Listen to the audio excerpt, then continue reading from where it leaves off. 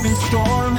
Richie and John, voice brave yet torn. When whispers in the dark were heard, they spoke aloud every silenced word. Big tech giants with power untold, oligarchs stand with hearts so cold. With rights stripped bare and freedoms frayed, injustice dealt through Project 2025's blade. Richie and John, they told us so. Guiding lights in the murmur and glow. We'll stand and fight, determination so deep. Fuck Trump and the rest, all felonious creeps. The Mutual Broadcasting System presents Richie and John, the podcast that connects you with the people, events, headlines, and lifestyle interests of the global LGBTQ+ community. Trump, Zuckerberg, and Musk conspire with acts of greed and hearts of fire. Their crimes and lies, corruption vast, violate the trust we hold steadfast. And Richie and John told us so. Here's Richie Roy and John McMullen. Welcome to another episode of Richie and John. This is our Saturday episode. I hope that you had a great week. And we have a special guest tonight to talk about the sort of head-spinning changes that are happening at Meta, which is the company that owns things like Facebook, Instagram, and WhatsApp. They have made a bunch of huge structural changes to how they work in ways that directly affect the LGBTQ community, amongst many others. And we have Jillian York here, the Electronic Frontier Foundation's Director for International Freedom of Expression. Jillian's based in Berlin, Germany, and her work critically examines state and corporate censorship and its significant impact on culture and human rights, especially among historically marginalized communities such as the LGBTQ community. At the EFF, Jillian leads coalitions focused on maintaining freedom of expression, writing about corporate policy and censorship. She's authored the book Silicon Values, The Future of Free Speech Under Surveillance Capitalism, which discusses the future of digital expression. Jillian's insights have been featured in publications like Motherboard, MIT Technology Review, and Wired. Jillian's extensive background includes impactful work at Harvard's Berkman Klein Center for Internet and Society, where she worked on projects like the Open Net Initiative. And today, Jillian will help us delve into the concerning policy changes at Meta-owned platforms and discuss their potential adverse effects on the LGBTQ community, especially leading into a second Trump administration. So please join us in warmly welcoming Jillian, and thank you for joining us from Berlin tonight. Thanks for having me. We appreciate you being here. First of all, for those in our audience who are not familiar with EFF, and I recall when it was first being launched, because at the same time I was working for a little company that was originally called Progressive Networks and then became Real Networks, and was part of the, kind of the advent of audio and video on the internet with Real Audio and later Real Video. And I remember how important this organization was from a very, very early stage in the internet world. Tell us about what the EFF does, who you are, and what our audience should know about the organization first. Sure. So EFF long predates me. We go back to 1990. We were founded then in San Francisco, and we're an organization that started mostly doing litigation, but grew to become an organization that does litigation, advocacy, policy, builds technology, and creates, educational programs for people as well. So we're kind of a full house of all sorts of things these days.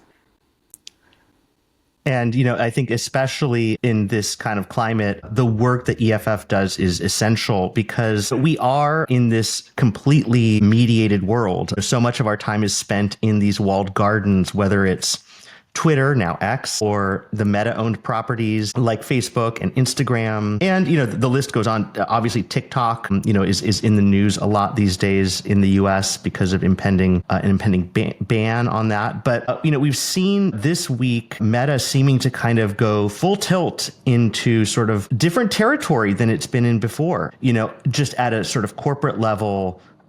They've pledged $1 million to Trump's inauguration. They've added a Trump ally, Dana White, to the board. And then we see these changes to the content moderation and fact checking that are sort of the heart of what we're wanting to talk about today. You know, one of the things is previously there were limitations on certain types of hate speech and conduct. And now there's weirdly a carve out for LGBTQ populations. Yeah. Can you tell us a little bit about that? Yeah, I mean, so it's really weird, right? So we did an initial first take on this, and we, like many people, we saw the announcement, we missed that first bit. We saw the thing about misinformation, we saw the thing about, drawing back automated content moderation and over moderation, and we were a little excited to see some of the changes that we've been hoping for, and then they buried it. They really did. They buried it. They buried the lead. And what it seems like they're really going for is this political push towards allowing more hateful speech against certain communities, particularly the LGBTQ community and immigrant communities. And I think that it's bizarre because I do see the broader picture here, and I want to get to that later. But when we're looking at the way that they're selling this, what I see is that they're selling this through these new policies. They're selling it to the right. Yeah, and I think it's telling that Mark Zuckerberg, the head of Meta, chose a very particular place to sort of talk about this stuff, which was Joe Rogan's podcast. And that is it's a very popular podcast, but it really does speak in a way to a certain population, in a very powerful way. And I don't think that was by accident at all. I listened to it to prepare for this one, actually, because I wanted to really hear in his own words. I mean, because you see the reports, you hear the statements, and I've worked with many people inside Facebook over the years. I talked to a lot of people in writing my book, some on the record, some off. But I've never actually gotten to talk to Mark Zuckerberg himself. So seeing him talk to Joe Rogan, I guess yesterday, he gets some of it right. He gets a lot of it wrong. And then in that podcast, he really just kind of glosses over all of the broader picture things, the international issues, the geopolitical censorship that happens. And yeah, I mean, I think that he downplays the impact downplays the impact of harm that these measures will have on certain communities. Yeah, and I think some of the changes involve allowing for hateful speech involving things like bathroom access to specific schools, military, law enforcement, and teaching roles, health and support groups. And the thing that I found kind of a weird sort of tail wagging the dog thing is this idea that you're allowed to allege mental illness or abnormality when discussing gender or sexual orientation. And the quote is, given political and religious discourse about transgenderism, which, I mean, that term alone is like, and homosexuality. And it's sort of like saying, well, because some people sort of weaponize hate in the public discourse, that means that our hands are tied, that we're not going to do anything about this. And that seemed like a very strange way to frame things. No, I absolutely agree. I mean, I don't know if you saw the Intercept piece, but they actually got some leaks from inside or on the background of some of the examples that could be used. And I just pulled it up, and it's like things like trans people are immoral is an example that they use of something that's approved. Yeah. It's just like, who's writing this? Who's making these decisions? Yeah, no, I mean, I think it's really awful that this is where they go to first. And especially at a time where there actually is, and I do come from a free speech perspective, there actually is a lot of, LGBTQ speech around the world that's being suppressed in places across Africa. We've got governments there that are like pushing for regulations against LGBTQ speech. We've got, the repression of political speech around the conflicts in Ukraine and Russia, the conflicts in Israel and Palestine, and yet this is what he chooses to focus on. Yeah, that's a great point. It feels extremely pointed because there's a great EFF article, which we'll link to on the website, that kind of talks about if Meta was really serious about fixing what's wrong with their sort of content moderation platform, what they should do, and they're woefully out of step with any of these best practices, whether it has to do with international populations. One of the things that jumped out to me, again, because of the LGBTQ population, is over censorship of sexual content. I saw an article on Teen Vogue, of all places, that mentioned that, which actually does great work. It's sort of surprising. They're kind of great. Apparently, for many months now, Instagram for teenagers, if they searched hashtags like gay, lesbian, transgender, there's a whole list, they would just be shown a blank screen that says sensitive content warning. And they couldn't actually access things that were hashtagged gay or lesbian or trans or any of that. And it was brought up to their attention and they said, oh, that was an error. We're going to fix that. But it's of a piece with sort of at one side, you have things like book ban, LGBTQ book bans. You have in places like Russia, sort of the idea that expressing LGBTQ support is sort of terroristic or objectionable in a legal way. And then you have, at the same time, you then have this bolstering on platforms like Facebook and Instagram of hate speech. It's really kind of, it's an amazing thing to see it happen kind of at the drop of a hat. Additionally, we saw Facebook this week effective immediately drop all DEI initiatives. And this includes things like hiring, training, picking suppliers. So, it's wild, to see this sort of happening in real time. And I guess, I would like to hear from sort of the EFF perspective, how do we navigate this? What should we do with this news? Yeah. I think we're all sort of still trying to figure that out as well, to be perfectly honest. What do we do with this news? I think at first, we tried to find the good things in this, right? And there are some good things in this. We don't like the fact that automation is being used to take down wide swaths of content. That's something that's something that's actually had a large impact on the queer community. When you look at words like, words that, like, let's say reclaimed slurs, that's something where automation can't differentiate between the usage when it's being used as a slur versus a reclamation. Appeals, that's another thing. Like they said that they're going to be making more of an effort there. We're really happy about that. So what do we make of it broadly?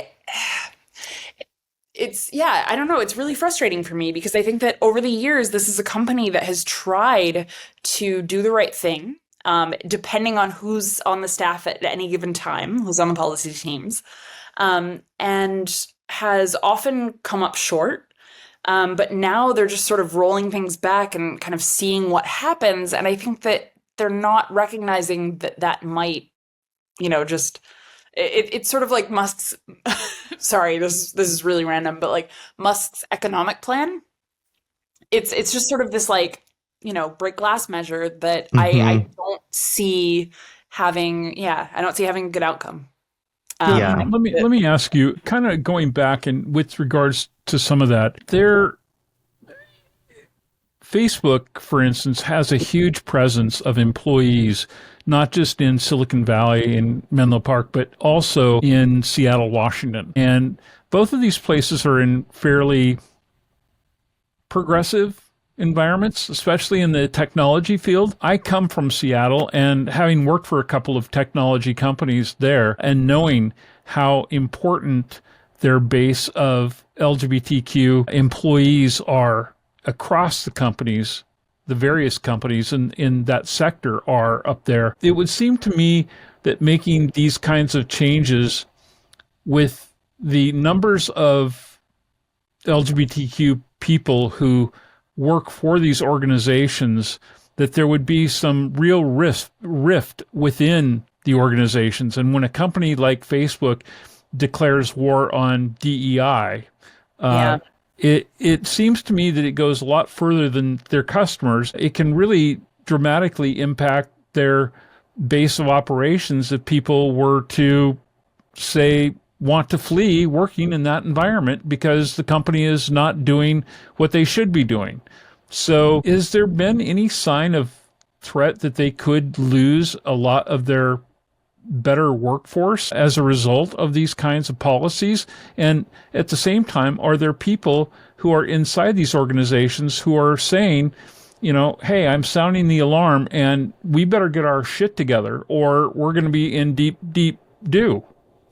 Yeah, so I mean, I can't say I'm qualified to really weigh in on all of that, but at the same time, I mean, I don't know if you heard this, but there was a trend of people calling in gay, just like people did back in Sweden, when I forget the history of that, but I think you know what I'm talking about, and I hope readers will or listeners will as well.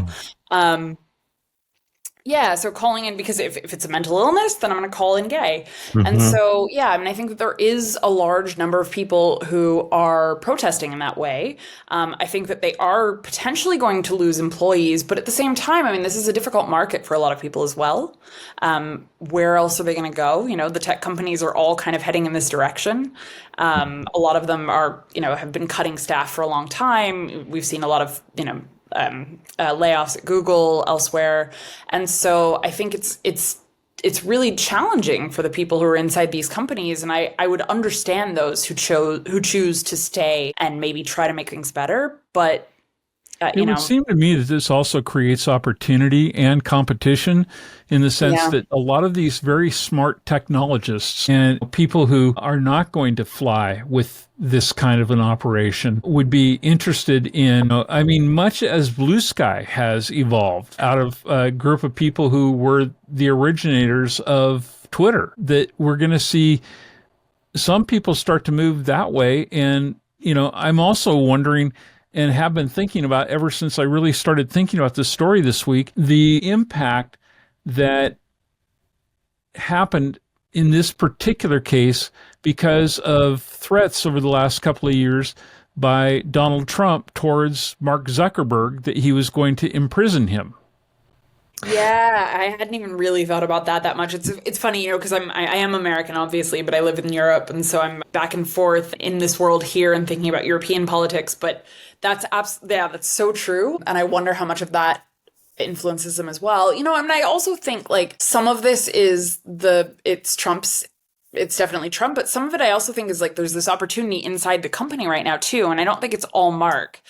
Joel Kaplan, who's has taken over from Nick Clegg, who's kind of a British social what do you call him? I guess I think he's Labour Party, but I'm not going to get that exactly right. Yeah, the Joel Kaplan is a completely different animal, and I think that he has brought his perspective to the policy table in a way that from what I've heard, he's the loudest voice in the room and has been for the past couple of years. And so that's who Mark is listening to now. And I don't really see Mark Zuckerberg as necessarily having, like, over the years, just watching his statements and watching the ways that he's changed his positions over time. He's a flip-flopper. I don't see him as having a strong basis for his beliefs.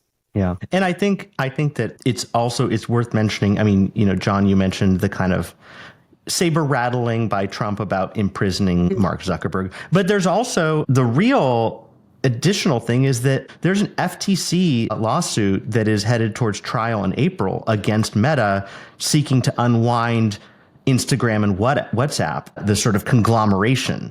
And I think there's also just kind of a craven business angle here, which is if I immiserate the LGBTQ population and just show that I'm sort of going to bend the knee, that might literally affect who runs the FTC when this trial is coming to happen. So I mean, there's also forget, by the way, his version of Twitter, which is Threads, which they also Threads, yeah, right, which they've been promising to mesh with the Fediverse, but now I mean this is a great opportunity for them to just say, yeah, no, never mind.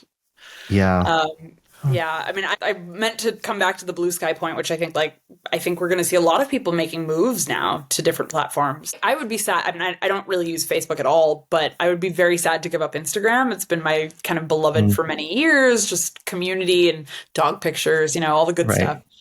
But yeah, I mean, if it goes the way of X, I'm out.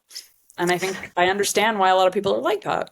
And there was a pretty significant exodus in a very short period of time from X.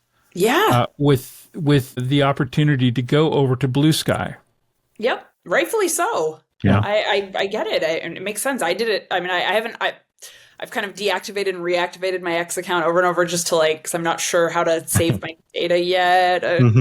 Correctly, but yeah, I mean, it's I'm not there anymore, and I don't miss it, and I don't miss the culture, and I think that Blue Sky has just been such a wonderful space to kind of find your own way, and I hope that we'll start to see replacements crop up, not replacements, but better platforms crop up that replicate some of the same, sort of design concepts and whatnot of Facebook and Instagram, but are not run by Mark Zuckerberg. Yeah, I mean, it's a great point because, I think the X migration, a lot of people were frustrated with Elon Musk and especially post-election. I think where it's tricky with something like Instagram is also a lot of people's livelihood. When, and the thing is, and this is sort of the tricky part about when you build your life, your livelihood on someone else's platform. Because at the end of the day, it is how you reach your audience. I can't tell you how many, the algorithm is very good at picking things I would love to buy and making it very easy to do that. Some artisanal, kitchen towel. I'm not going to tell you what I bought last night. And so getting off of the platform for a lot of people is going to be, I think, a challenge. So, yeah, I mean, I think we're kind of, as you said, we're all navigating this new world, that just kind of landed in our lap this week. So, it remains to be seen whether people are going to, whether employees are going to revolt, whether people who are on the platforms are going to try to push back. I think what we will see is a strong uptick in hate speech. People who have been dying to equate immigrants to filth, people who have been wanting to call LGBTQ people mentally ill, have basically gotten the green light, to do it. And with the knowledge that there isn't going to be any content moderation of that. So I think we're in for kind of an interesting period here with that. So what can and are you guys doing at EFF in this regard? Yeah. So, we really firmly believe that people should have a multitude of choices when it comes to platforms. So we're definitely really on board with the Fediverse. We're on board with the idea of decentralization. We're doing a lot of work in that area. It's not my personal specialty, so I feel like I can't weigh in as much as some of my colleagues would be able to, but a big shout out to those at EFF who are doing that work. We're also, though, we do work, closely with companies to try to get them to make better policies. So one of the things that we've done over the years is create the Santa Clara Principles on Transparency and Accountability in Content Moderation at santaclaraprinciples.org. And we worked with companies initially to endorse them. Meta had actually, been on board early on. Reddit has been really, really on board, which has been great. They're a fantastic company that has done a lot of work to be more transparent and accountable to their users. And we push for better policies within companies at the same time, hoping that people have their choice of platforms to go to. Yeah, that's awesome. I'm glad to hear. I haven't thought too much about Reddit, but that is an existing platform that kind of is a robust world. And if they are kind of a place that is trying to do the right thing, kind of maybe worth people either exploring for the first time or re-engaging with, because these platforms, some of them they keep existing. Like Tumblr had a great migration when it changed its terms, many years ago, and a lot of people left. But it's been around; it's still here, and it seems like they're sort of trying to kind of come back a little bit. I actually gotta go check it out. Yeah, I know it's still there. Yeah, some Tumblrs. I guess I probably still do. Yeah, I know that we have a number of people who tune into this program who are involved in various aspects of adult entertainment, and I know that is an area that a lot of people are very concerned about. Not only what these policies are at these individual companies and how they are applied, and are they applied equally between they're not homosexual and heterosexual people, but also in terms of the fact that these things are really going to be a concern in the era of Project 2025. The new chairman of the Federal Communications Commission under President Trump is going to be a person who wrote the legislation, basically, or the premise for Project 2025 from the communications media perspective. So, I never did buy into the idea that I don't know what Project 2025 is. Yeah, I mean, when it comes to adult entertainment and sex worker content on platforms, I mean, that's something where it's so insidious because they don't just go after adult entertainment content. They're going after sometimes the people themselves and their ability to even share their personal stories on platforms. So in my book, I interviewed a porn actress who had her personal Instagram shut down just because of who she was, not because of what she was sharing on her platform. That's something that's just ridiculous to me. She should be able to have a life outside of her work where she shares, pictures that are within the bounds of the platform's policies. And yet that's not what's happening. And I don't see Meta saying that they're going to roll back those sorts of restrictions. Yeah, and that seems like that's kind of built into the DNA of a lot of Meta's sort of world. But I think we'll have to kind of keep an eye out. John, you mentioned Project 2025. I did see an article and kind of to the point about censorship and especially international censorship about targeting of editors on Wikipedia, using sort of weaponizing sort of that to try to strike at Wikipedia's independence, because that is kind of a place that, because of the way that it's structured, information is not, there's not necessarily a chokehold in the same way that certain other platforms, things like Jeff Bezos owning the Post or, whatever, that Wikipedia is a little bit of a different animal. So I think we will have a lot to be paying attention to in the coming year. Absolutely. Jillian, I really want to thank you for coming on and talking with us about this. I hope that this is just the first of what will be several conversations that we'll be able to have with you and some of your colleagues at EFF in the future as we have to navigate uncertain waters for the next 4 years at least. Yeah, no, absolutely. That would be great. And there's a lot of my colleagues are working really hard on different pieces of this puzzle. So yeah. Big love to them. Yeah. Thank you so much. And we'll keep our eyes peeled as things progress. But thank you so much. Thank you so much.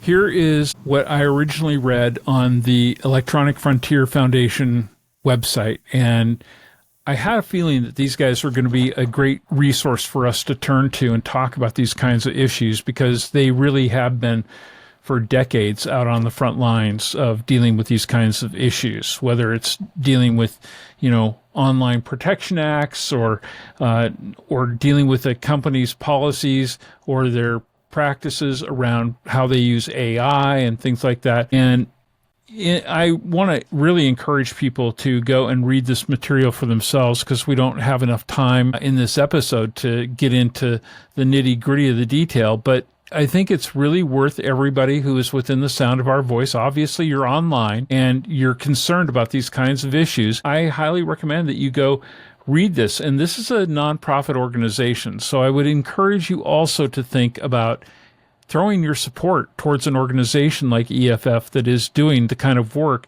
that our guest today was talking about. And I don't know about you, Richie, but she's talking your language more than anything, because you too are a lawyer and you have a idea of what you're talking about when it comes to these things as legal issues. So how did you feel about the conversation? I thought it was really a great discussion. The EFF does great work. And, I think there's a legal component, but I think, what we're seeing here, and what we've talked about on the show with things like Robbie Starbuck and, DEI initiatives and support of LGBTQ initiatives, is at the end of the day, what we're seeing right now is this triumphant reign of oligarchs, people who control really important mechanisms of communication and commerce, just kind of with the fetters off, and you get the sense, if you watch the Zuckerberg interview with Joe Rogan or listen to it, that he kind of never wanted to be in a position to do the right thing. He's had all kinds of things about rebuilding the cultural elite to be different, and just kind of parroting all these weird things that, Elon Musk says and Trump says. And just a reminder, You think he's trying to get out of that boxing match with Elon?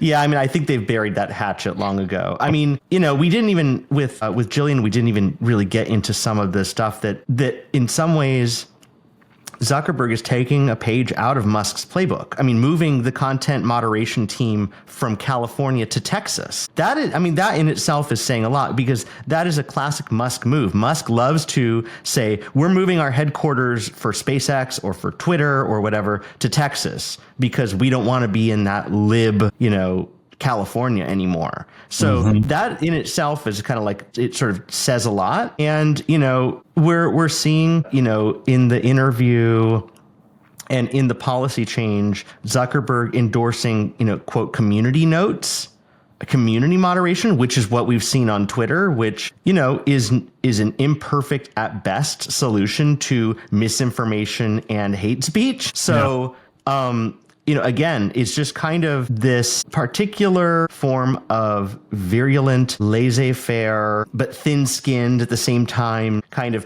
pro-hate speech, anti-decency kind of move. We're just seeing this time and time again. And in a different vein, we've talked about things like Jeff Bezos spiking endorsements of Kamala Harris, and more recently spiking an editorial cartoon that showed Jeff Bezos, among other business leaders, essentially groveling at the feet of Donald Trump. And he said, no, you can't publish that. And the cartoonist, who has been at the Post for a long time, resigned. There have been more resignations as a result of that from the Post's, employees.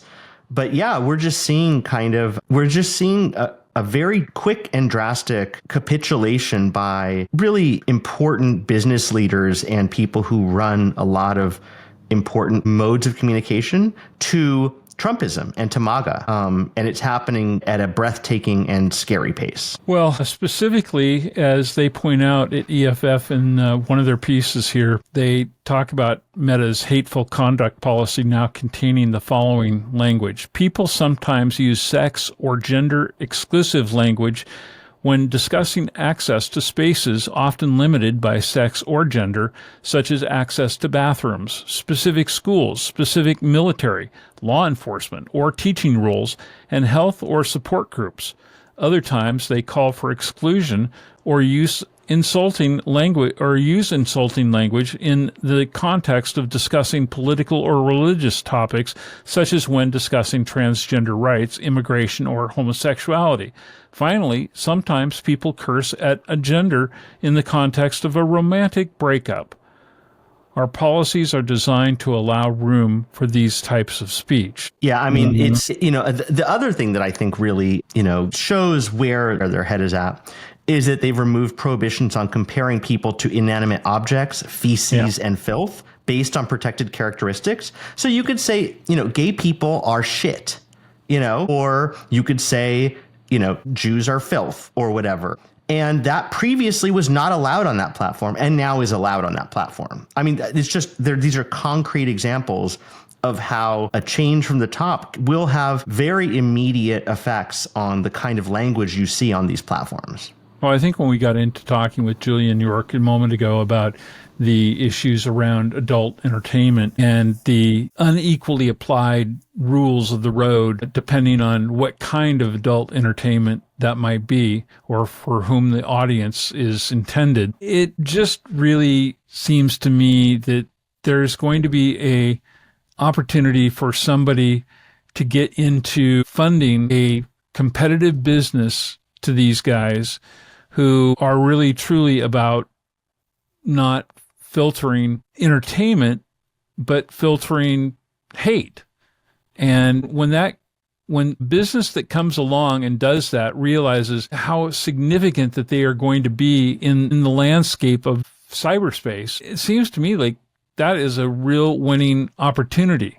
And there are enough people who are very wealthy progressives that somebody could definitely afford to fund that kind of an operation. And I think that they'd be rewarded well for it. And I don't mean just for the sake of adult entertainment, but I mean, period, where people can go and feel like I get to exist as the person who I am in a safe space. And I think that that's basically what we all want. Yeah. I mean, I think it's a little I think it's tricky right now because what we're seeing specifically, with regard to adult entertainment is there are a number of states in the United States, and this is not even international. Let's just talk about the U.S. because it's complicated. But just in the U.S., there are an increasing number of states that have, with this kind of, I think, this canard that it's to protect youth, but basically saying that websites that provide adult entertainment have like Pornhub, have to collect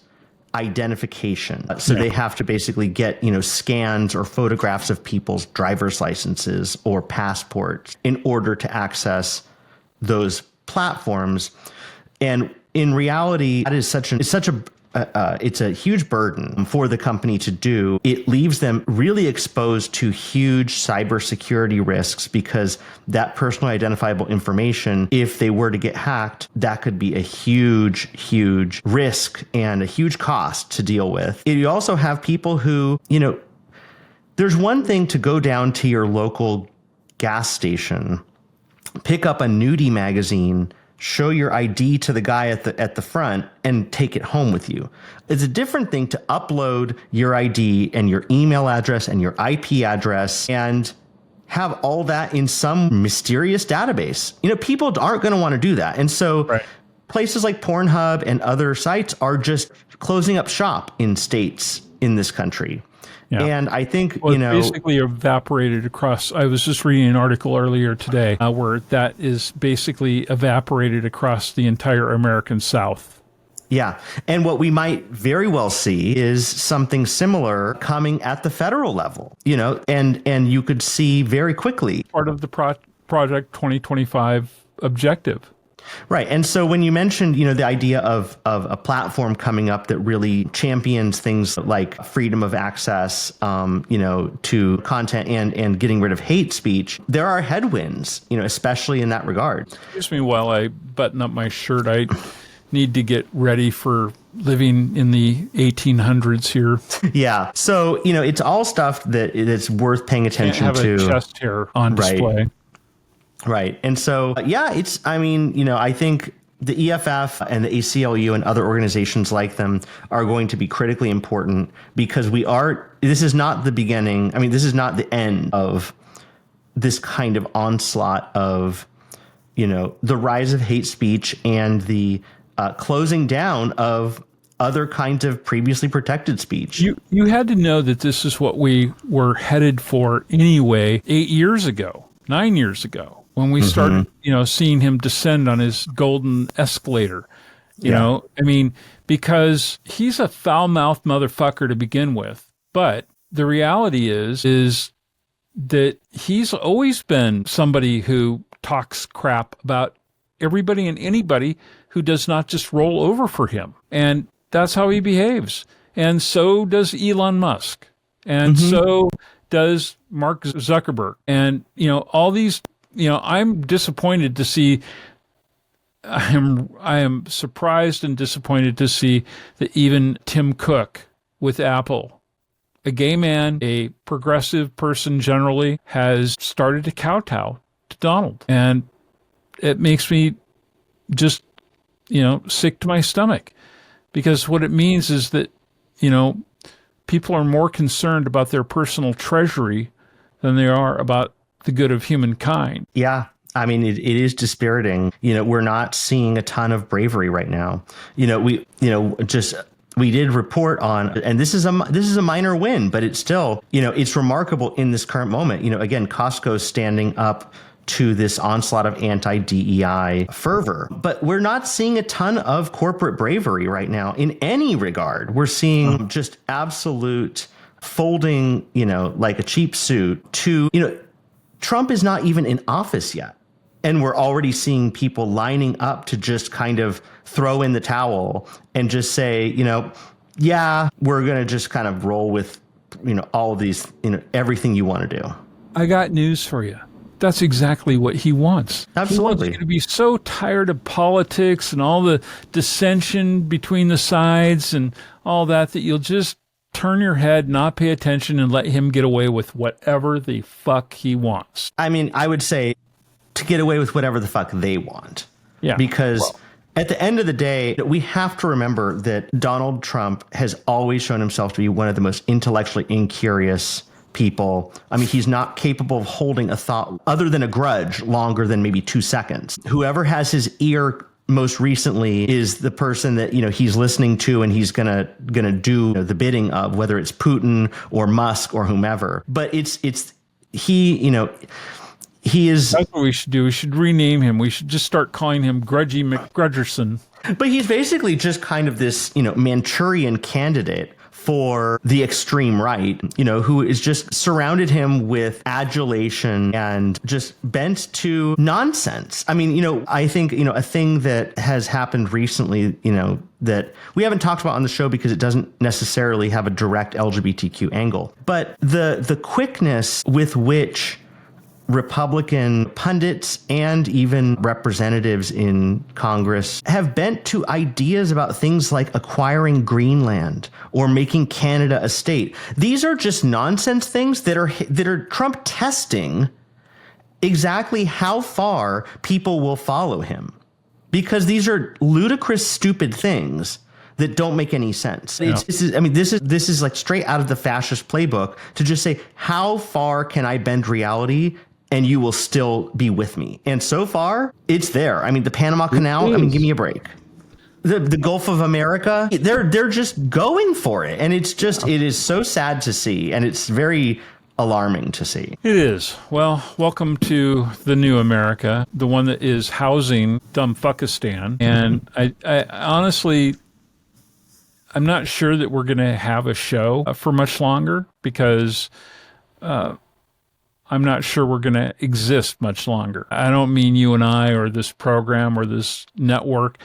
I mean, country that is built on freedoms that were constitutionally protected. I don't think we have a constitution anymore. The erosion of a lot of constitutional protections has been happening for a long time. And it is really swiftly increased under the Roberts Court. But it is not just the Roberts Court. I mean, we've seen, especially with things like, the First Amendment with regards to religious expression, free exercise and establishment, if you had told me when I was graduating from high school, which is 1981, if you had told me back then that we were going to have a president in the 21st century that would actually be elected after being convicted of 30 some odd felonies, and that would have been lawfully adjudicated in a court of law as to basically, essentially having committed the act of rape,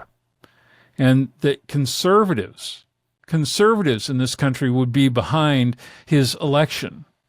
I would have laughed you off the face of the earth. It's really just about raw power. I mean, it's again, Trump is a nearly empty vessel, and is just someone who they can harness his power over people to get their ideological goals accomplished. With the kind of modern sort of the modern post, kind of the contract with America era and forward conservative movement, it's not about ideological purity. It's about hypocrisy, and it's about power. Because the thing is, Joe Biden could eat a banana split and not put a cherry on top, and they would call for him to immediately resign. Trump can be a convicted felon and someone who has openly talked about all kinds of just horrific things that just go against every of just basic Christianity. If you were a criminal defense attorney, knowing everything that's going on right now, and had to deal with a client whose conviction was not in question at all, but was a done deal, and you were getting ready for the sentencing hearing, why wouldn't you just go into the court and say, well, this much of what that guy did, and he's president of the United States, and he didn't have to go to jail, and he didn't have to pay a fine, and he didn't have to do shit. Mm-hmm. I mean, it seems to me that we've completely eradicated whatever teeth we may have had in terms of trying to keep a civil society civil, and that we've basically blown the doors off and said, okay, do whatever the hell you want.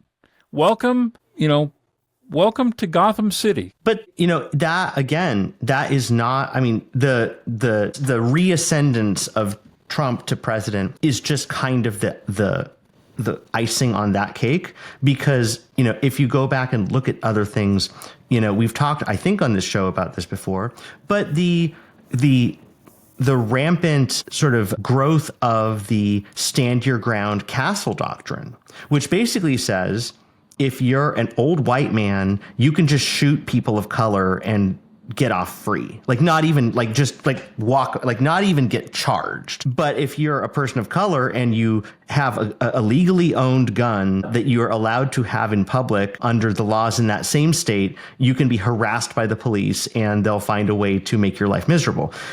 So this hypocrisy and this kind of like, the idea that there is one rule of law has been just gutted for a long time now. And it's just crystallized by having an incoming president who's a convicted felon, who can't even, who can't vote, but, just voted anyway in Florida because Ron DeSantis said he could, that's where we're at. Yeah. I mean, they talk about being the party of law and order, but it's lawlessness and it's totally disordered. So what a joke. Yeah, I agree with you.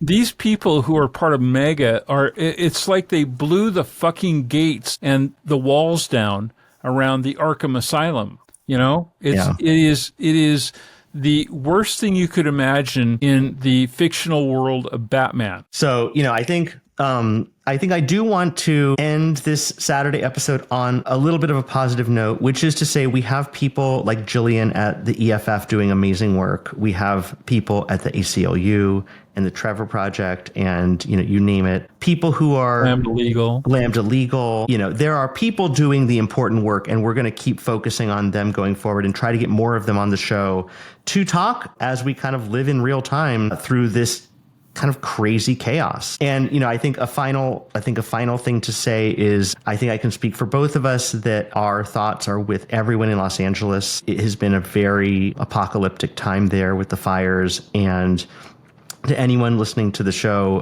who is in that area, we hope that you are safe and secure, and we hope that the fires are under control as soon as they can be. Yeah, absolutely. Well, on that note, I'm going to bid you a fond adieu, and we will get together again on Newsday Tuesday and talk with you about the latest news going on in our community. Hopefully we'll again find some little snippets of good news to share with you, as well as having to deal with all the malarkey that's going to be coming your way for the next 4 years at least. Yep. So do stay with us, and we'd love to hear from you. Richie, that email address. So the best way to get to us is richieandjohn.com, our website. It is a lovely website, and it has a contact form. It has resources, has all the good stuff right there. So richieandjohn.com. You can reach us by email if you want to do that. That is info@richieandjohn.com. Or you can pick up the phone. Those still work in 2025, at least for now. Get in touch with us. Let us know what you thought of this episode, what you think of the show generally, what you'd like us to talk about. And we would love to hear from you. Yep, for sure. And we will get back together with you again on Tuesday. So everybody have a wonderful weekend, and we'll catch you real soon.